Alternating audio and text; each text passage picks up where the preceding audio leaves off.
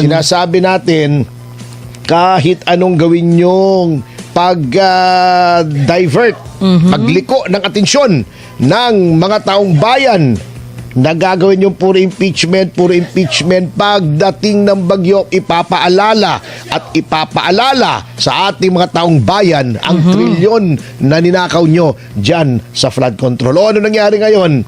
Di ba, walang impeachment dahil sa baha. O, di ba? O, di naalala nyo, bago puro impeachment kayo. Grabe. Ang dami namatay ng malungkot. Opo. Oo, di ba isang rider? Yes. Nahulugan ba ng puno o poste? Ano bang... Sabi, puno. Kaya lang, nung makalipas... Pinagtawanan mo yung nahulugan ng poste. Kayo naman, ang sama na ugali nito. Hindi po, nagulat lang ako una puno, tapos maya-maya, nagbago, naging halaman. Ano ba talaga yon? Yun lang naman yun. But anyway... May nalunod, di ba? Opo. Sa La Union. Opo. Yan. Sa Alaminos City. Merong natabunan sa La Trinidad, Benguet. Yes, totoo po yan. Merong nabagsakan ng mga bato. Grabe, saan ba? Sa Rodriguez Rizal ba? Napakarami Grabe, po. napakaraming Casualty. Paano kaya nakakatulog ng mahimbing sa gabi yung mga magnanakaw na yan? Alam nila na ang kapalit ng kanilang magagarang sasakyan, mga malalaking mansyon, mga designer bags, designer clothes, Yes. pagbiyahe sa ibang bansa ng first class ay buhay ng ating mga mamamayan. Buhay na nakitil, buhay na nasira dahil naanod yung bahay, naanod yung sasakyan na pinag-ipunan. Habang diba? bahay niyong pagsisisihan yan Nasira habang ang mga buhay. kasangkapan. O nilikas, magkano tuloy? Ilan? 300,000 plus. Napakarami. Ang apektado, dislocated, nilikas. Yes. At ito ang nawala yung damage sa infrastruktura. Mahigit 100 milyong piso Oh, grabe. ang perwisyo sa mga produktong agrikultura. Yes. 3.5 million pesos. Yung mga, pag sinabi natin agrikultura, hindi lamang yung pananim, pati yung mga fish pond. Opo. Umapaw, nakawala yung mga isda. Pambihira naman, oo. Grabe. Pagkatapos, yun pang mga dam natin, aapaw. O pag nag-release yun, nag-release na ba o hindi pa? Nag-release po yata Pag kahapon. nag-release yun, ay dadagdag yun. Opo. Pero alam nyo, Papadagdag. ang maganda rito, parehas tayo natupad Opo. yung sinabi ng ating Pangulo noong isang SONA na ekta-ektaryang mga lupa ang nagkaroon ng patubig. Yes. At libo-libo pang hektarya magkakaroon ng patubig yan. Yes. Lahat ng mga lupa may patubig. Ayan. Ang hindi ko lang magawa yung maipon. Mahirap ipunin eh. Milyon-milyong galon yun eh. Paano mo ipunin yun? Mga tirada naman, oo. Kita yung Metro Manila, grabe. Siguro ngayon, makikita nyo na ang ginagawa nilang diversionary tactic. Puro impeachment, wala naman kayong napatunayan. Ano napatunayan nyo? Ibinili ng gamot, yung confidential funds. O at least may nabiling gamot. Eto, trilyon, walang nabili. Either substandard o outright na ghost. Wala. Puro magic. Kaya ganyan ang bagyo. Ganyan ang baha. Di ba? Yung bagyo, di natin mapipigil. Yung baha, mapipigil natin. Kung tama yung proyekto. Alam mo sa Taipei, pag nakita mo yung flood control nila, sobrang laki. Yung ibabaw, pwede ka mag-jogging Yung malalaking tunnel, di ba? Ginagawa Hindi, nila. parang dam, harang. Opo. Pero ang taas, ang laki, at saka ang lapad. Bakit Pilipinas lang hindi makasunod sa ganyan? Nagja-jogging nga sa umaga pagka walang bagyo. Opo. Yung loob, nadadaanan pa ng motorsiklo, yung mga tunnel. Ayun. Pero, pagka nag-alert na, magkakaroon na ng bagyo, syempre, sasara na yon. Papaalisin na yung mga tao. Magiging flood control na yon. So, double purpose. Ba't hindi magawa? Sana Trilyon magkaroon tayo dito. ng ganyan. At sa kabila nitong trilyon Opo. na naubos. Ito, yung Blue Ribbon nasa pamumuno ni Erwin Tulfo ay pinigil. Di ba? Pinigil yung investigasyon. Oh. Hindi yung baha. Hindi mapipigil yung baha ng salita lamang ni Erwin Tulfo. Ayan. Kahit anong hamon niya sa baha. Di ba? Kikwelyuhan niya. Di ba? Walang mangyayari. Baka magiging boxing na. Kikwelyuhan niya. Grabe, tindi ng mga pananakot. Eto ha. Bakit daw ititigil ang flood control investigation ng Senado? Alam nyo, kaya gigil na gigil sila noon na matanggal yan kay Marcoleta kasi papalapit na ng papalapit sa Malacanang yung trail Yun. ng anomalya dyan sa flood control. Yeah. Kaya nag-agawan dyan di ba? Dinalit na nila si Marcoleta. Una, nilagay nila si Lacson. Opo. Nung hindi katanggap-tanggap si Lacson dahil kengkoy, di ba? Inagaw na ulit. Nilagay si Pia. Vice niya member ata, si Marcoleta. Opo. Nag-agawan na naman. Nilagay si Erwin Tulfo. Okay. Ngayon, natatandaan nyo yung exchange ni Erwin Tulfo at saka ni Boying Remulla. Sometimes it is necessary to bend the law. Yes, blah, sir. blah, blah. Yes, sir. Di ba? Yes, sir, agad. Ngayon, anong dahilan kung bakit ayaw nang imbestigahan ng Senado ang flood control? Ito ang sinasabi nilang dahilan na iba sa tunay na dahilan. Okay. Sabi ni Erwin Tulfo, kinausap daw nila ni Sherwin Gatchalian at ng Senate General Renato Bantog si Ombudsman Boying Remulla. At sabi nila, hindi na namin iimbestigahan yung Blue Ribbon sa Senado, ikaw na lang. Kasi para hindi ma-prejudice yung investigasyon mo. Wow. Teka muna, wow! Dahil lang kaputan yan. Oo. Kasi, ang dami-dami namang investigasyon dati. Formally, yung sa Dengvaxia. Yes. yung fertilizer. Opo. Habang iniimbestigahan ng Senado, iniimbestigahan din ng Ombudsman. Ay, happy 1,000 live viewers. Maraming salamat po. Thank you po. Buti napagtanto nyo na kami laib ngayon. Laib, oo. Live. Anyway, di ba ganun? Opo. Wala namang problema eh. Number 2, bakit mape-prejudice ang investigasyon ng Ombudsman? Ito naman, legislative inquiry. Independent naman yung Ombudsman.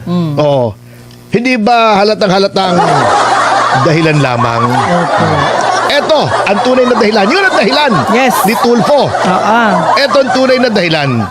Kapag inimbestigahan yung flood control sa Senado, although ang chairman ay si Erwin Tulfo, hindi ka full control dyan. Yes. Kasi pag inimbestigahan yan, kahit sinong senador, kay membro, kay hindi ng Blue Ribbon, pwedeng pumunta at magtanong. Yun ang Yun. policy.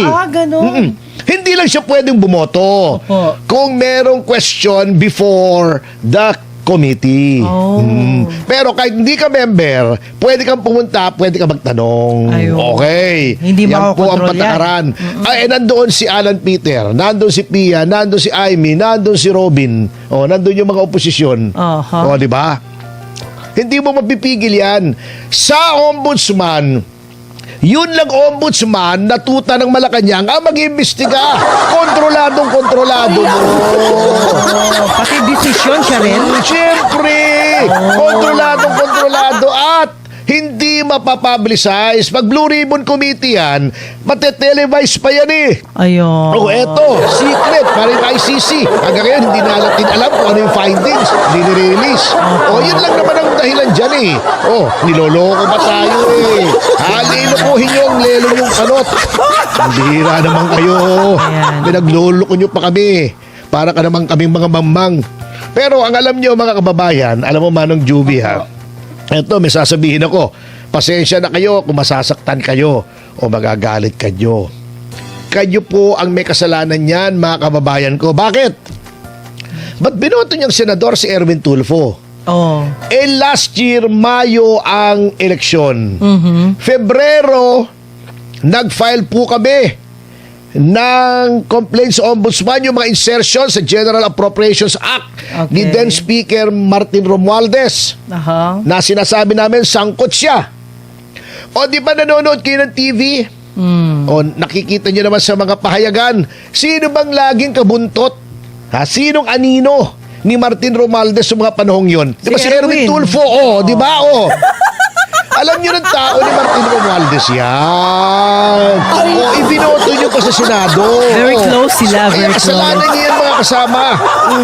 Andiyan naman si Jimmy Bondoc, si Richard Mata, si JB Hinlo. Ang dami. Yan.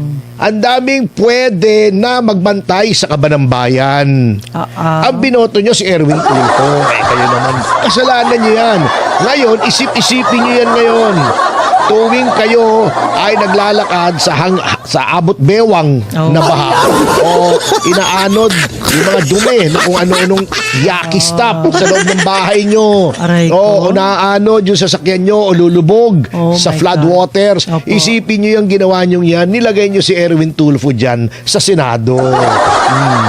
At isipin nyo kung uulitin nyo pa yan. Walang sa sisihan. 2028. Pasensya na kayo ha. Huwag kayong magagalit sa Walang akin. Real talk sisihan. lang. Binoto nyo yan eh. Yun Binoto lang. nyo si Bam. Binoto nyo si Kiko. Unless, sasabihin natin na hindi yan elected, kundi com-elected. That's the result. Yan na. Sasabihin pa, hindi naman kami for fact-finding, for legislation kami. Bakit yung Quadcom? Bakit yung Farmally ni Gordon? Bakit yung Dingbak siya? Di ba? Tignan nyo kung anong pwedeng legislation. Opo. Hindi pwede kasi baka may hindi kayo kaalyado. Ibatawag yung mga kaalyado yung congressmen na contractors. Baka ipatawag si Speaker Martin. Ayaw nyo, di ba? Kaya ayaw nyo sa Senado. Kasi may mga kakontra kayo dyan. Sa ombudsman, inyong-inyo yan. Binraso yan ang Pangulo para maging ombudsman eh. Walang konsensya. Ano dyan? Meaning, wala silang konsensya kasi alam nilang mali pero tinatama pa rin nila. Kita nyo mga kababayan kung gaano kabendalo yan. That's Bumaha na nga. Pinipigil pa rin yung flood control. Di ba? Nako. Kayo, pag-isip-isipan niya sa 2028 ha. Otherwise, wala tayong sisihan ha. Kung iboboto nyo pa uli yung mga ganyang klase, ha? Baka sa susunod, attorney, wala na tayong bundok. Baka nga Pati, kasi nga, wala na, ubos na alam nyo, lahat. yung mga yung mga nagsasakripisyo dyan, pupunta sa Senado, kitang-kita nyo naman, alam nyo, wala naman talaga, kung ikaw ay malinis, wala kang pakinabang sa Senado. Gusto mo lang tumulong pero ang inilalagay nyo dyan, yung alam nyo na, nagagamitin yung poder nila para magpayaman, di ba, magpasikat. Alam nyo na kung sino yung mga niyan eh. Kung iboboto nyo pa ulit sa 2028, wala nang may kasalanan niya kundi kayo. Wala nang pag-asa tayo. Di ba? Hindi nalalaki yung mga bata. Oo nga eh. Kawawa Ito, naman. anong inatubag natin ngayon sa gitna ng katakot-takot na mga baha? Impeachment pa rin. Impeachment pa rin. Ito Opo. si Paulo Ortega na kung saan ang kanyang lugar sa La Union ay lumubog ang lahat ng tao at naging dagat. Pwedeng gawin sa turismo yun Beach. Grabe. Di ba? La Union Beach. Machakit. Ortega Beach Resort. Yan. Si Disgrasya. Ortega. Di ba nakita nyo na ang style niyan doon sa Quadcom? Ibinalik nyo eh. Di ba? Di ba ibinalik nyo yung mga taga-La Union? Binalik nyo, binoto nyo ulit eh. Kaya wala tayong sisihan kung lumalangoy kayo ngayon dyan sa La Union. Real talk. Alam ko magagalit kayo sa akin pero yun talaga po eh. Wala akong nakikitang ibang dahilan eh. Huwag niyo sabihin walang lumaban niya kay Ortega. Baka walang kalaban nga, attorney. Sabi nitong si Ortega, ito, matatawa ka talaga eh, ha? Sabi niya, makakadiscovery pa daw ng mas maraming alias na nag-receive ng confidential funds. Oh. Siyempre, Tayo pinaglululukin itong mga KMU na to eh. Ay, Ano naku. yung KMU? Kamoting may ulalo. Ayan. Bumili ako kamote kahapon. Ano ba? Wala namang ulalo. Wala. Maayos naman. Ay, maigi naman. Opo. Siyempre, confidential fund, di alias nga. Ayan. Pambihira. No? That's Alam niyo, natural. ako nagtataka ako sa style na to. Huwag mong sabihin hindi nila alam yan. Ang tagal-tagal ko nang alam sa gobyerno, ang confidential fund, yung mga informant, alias talaga. Igigit nyo na there's something wrong with Mary Grace Piatos. Niloloko nyo taong bayan. Huwag kayong makikinig sa mga dyan, mga kasama. Huwag kayong makikinig dun sa mga magnanakaw na gustong ilihis yung atensyon dito sa impeachment. Nililinlang lang kayo yung mga yan. Talagang ang confidential fund alias. Dapat. Matagal na yan. Ang liquidation, sasabit mo yung alias. Huwag sasabihin nila, yung may pirma daw. Oh. Alias din ba yun? Siyempre may pirma. Ito totoong tao yun. Magtaka kayo kung walang pirma. Puro propaganda, puro kasinungalingan ang gusto ng paniwalaan natin eh. Kayo po ba walang alias? Kayo po Oo. ba? Hindi siya. Wala po ba siyang alias? Sino? Si Ortega. Meron. Oh, di ba? Alias Aquaman. Yan, oh. Waterman. Waterman. Ayan na. Oh, di ba? Waterman. Ano yan, ha? Yun yung fountain pen na mamahalin, ha? Waterman. Waterman Yun ang talaga. Fountain pen na mamahalin. Oh. Ibig sabihin nga, talagang alias po yan. Opo. Magkaliwanagan po tayo. Ito yung mga kasinungalingan na paulit-ulit natin na naririnig mula sa prosekusyon. Number one, masama yung alias. Confidential nga. Pag-iingat yun. Number Yan, two, pag-iingat. pag sinabi ng auditor, unusual at kulang ang papeles, final na yon. Hindi pa po final yon. Pwede pa yung mag-MR, pwede pa yung pumunta sa komisyon, pwede pa kayong pumunta sa korte. Kasinungalingan. Ito, may isa na namang kasinungalingan. Pinatatagal daw ng depensa yung hearing dahil ayaw mag-stipulate. Alam nyo, niloloko nyo na naman ang taong bayan. Oh. Bakit mag-stipulate basta-basta ang depensa kung masama para sa kanila? Ganon po talaga ang hearing. Paano yung mga nagsasabing yan? Wala namang experience sa actual hearing. Oh. Ang meron lang yan mga yan, hearing aid. Oh. Ayan. Ganun po talaga hearing. May papakita ka mga papeles. Oh, Ebidensya. totoo ba ito? Hindi. Libo-libo. Oh. Gusto mo sabihin ng kabila, sige, okay na yan. Yung binigay mo papeles. Oh. Sira ulo yung abogadong gagawa nun. Walang isip yun. Oo. Sa mga walang isip lang yun. Baka si Larry ka doon, pwedeng gawin yun. Pero yung talagang maayos, Oh my God. hindi pwede yun. Basta sasaksakan mo ko. Ito. Papeles. Aminin mo na genuine yan. Abay, malaki palang luwag ng tornilyo mo eh. Ay, KMU bakit ko ka gagawin talaga. yan? Kasi depensa. Paano ko madidepensahan kung lahat papayag ka sa sasabihin ng prosekusyon? Siyempre, titignan mo yan. I-check mo yan. Ano ba ito? O, di ba? At it takes time. It's take time. It's take time. It takes time. Hindi nila alam, wala naman trial experience. Yung chopper case ni FG, yung stipulation namin ng documents, Okay. 3 araw, umaga at hapon sa Sandigan Bayan, sa dami. Ito, 8,000 documents. Gusto mo? 2 oras mag-stipulate? Ano ka? Hindi kasi attorney, meron yata 3,000 sa isang tingin lang nabasa lahat eh. Ay, 4,000 pages yun. 4,000. Yung Pangulo. Ayan. Isang araw, nabasa niya, oy, happy 2,000 live Ay, viewers. thank you Maraming salamat guys. po. Yan, thank you. Wala kayong alam sa trial. Ganun po talaga ang proseso. Ayan. Bago ko aminin, titignan ko muna. Kung libo yan, titignan ko isa-isa yan. Otherwise, hindi ko ginagawa ang trabaho ko bilang defense counsel. Yun. Opo. Trabaho 33 years na tamad. po ako abogado.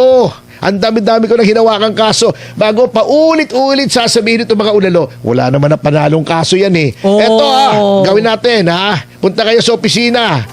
Bibigyan ko kayo ng listahan na napanalo kong kaso. Ayan. Pero sasalpak ko sa mukha nyo. Huwag yun ang patulan, attorney yan. Inggit lang yun sa'yo. Ay, hindi naman. Ididikit ko ng mighty band sa mukha nila. Inggit lang yun sa'yo. Yung mga taong naiinggit, ganyan magsalita eh. Na nakakatawa, paulit-ulit Parang hindi marunong mag-google. Buti pa si Dan Fernandez, marunong mag-google kahit mapano. Di ba? At saka aminado, hindi sinungaling. Yan.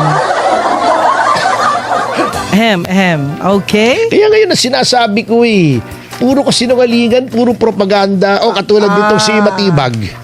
Akala mo kung ano na yung ginawa ni Representative Leandro Levises sa kanang nanay niya, si Senator Loren Legarda. Pinress release pa, I confirm that they have left the country. Ano ngayon? Di ba? Nakalagay sa Nagpaalam naman konstitusyon. di ba? Hindi kailangang magpaalam. Wala silang yun. pakialam. Ayun. Kasi nasa konstitusyon, abogado naman si Matibag. Correct. Syempre, bendalo nga. Wala ka na maasahan dito. Kay abogado, kay hindi. Talagang wala silang sinusunod kundi opinion nila. At saka yung utos ng kanilang amo. Oo. Kasi mga trained dogs Oo. Pero hindi dapat mamayani ang bendalo. Mga kaibigan, hindi Oo. dapat. Kita mo, nakalagay sa konstitusyon na may right to travel. Okay. Ang right to travel, syempre, hindi naman absolute. Wala namang karapatang absolute. Opo. Pero yan ay marirestrict mo lang kung number one, may hold departure order na in-issue ng korte. Yan. Uh-huh. Number two, kung may warrant of arrest ka, nagpiansa ka.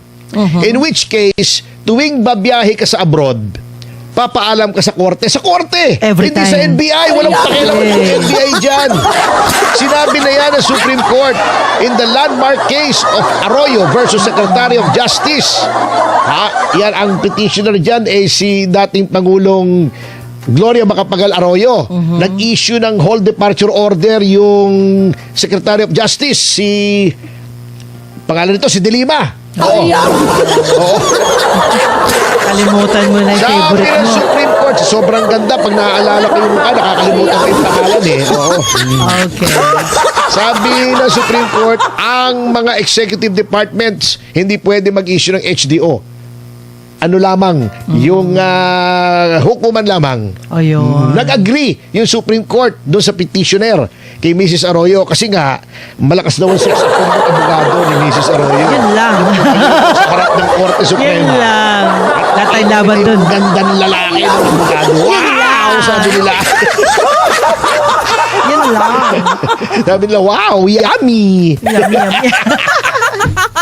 Ba yan? Allah. Merebestes. So, wala pong problema yan. No big deal. Ayun. Pinalalabas nila parang tumatakas. Oo nga. Bago sasabihin pa ni Boying Remulla, baka gusto nilang umuwi ng nakaposas. Bakit mo papauwi ng nakaposas? Bakit? Mr. Matibag, wala pong kaso. Walang hold departure order. Wala ni ano. Kaya yung right to travel nila, hindi nyo pwedeng sitahin. Papansin ka Tama na, ang dami ng butong hinahagis sa'yo ng amo mo sa Malacanang. Oo. Ang dami-dami mo nang natikmang buto Buto! Buto! Ayan. Baka magkamali. Ayan. Diba? Tapos si Boying, grabing sobrang yabang. Alam mo, may kaibigan ako, psychologist, best friend ko. Opo. Sabi niya, pag ganun daw kayabang, nag-overcompensate. Oh. May kino-compensate siyang kakulangan. Ayun. Baka meron daw parting katawan na hindi na tumitigas. Aray ko. Hindi, muscle. Baka hindi na tumitigas yung muscle. Kaya, dinadaan na lamang sa yabang. Ayan. Ganun daw yun yung psychology noon